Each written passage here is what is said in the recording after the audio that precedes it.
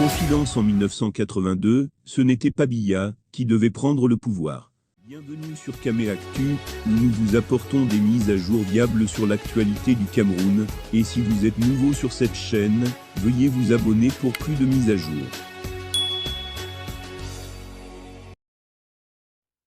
Paul Biya est au pouvoir depuis 1982, il a succédé à Amadou Ahidjo le faisant, il a brisé le plan prévu. L'élection présidentielle au Cameroun est prévue pour 2025.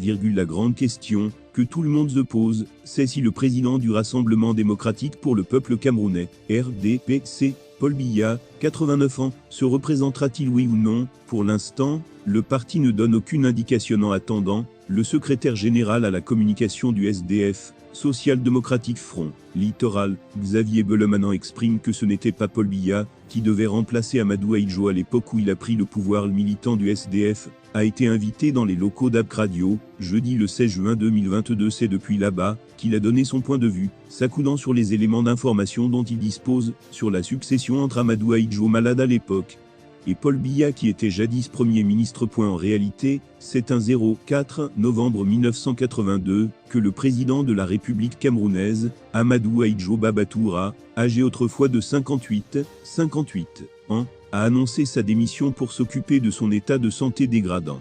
Comme prévu par la Constitution nationale, le Premier ministre Paul Biya, âgé de 49 ans en ce moment, a pris sa place.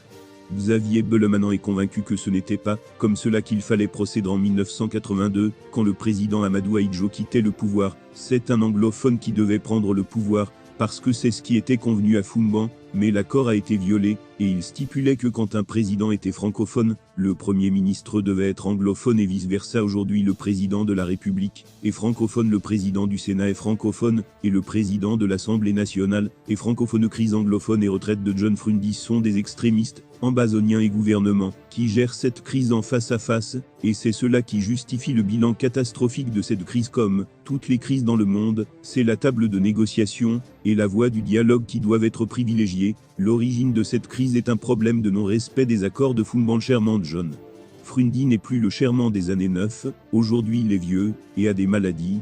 Pendant 32 ans, il était à la tête du parti, et lors du prochain congrès, il va passer la main.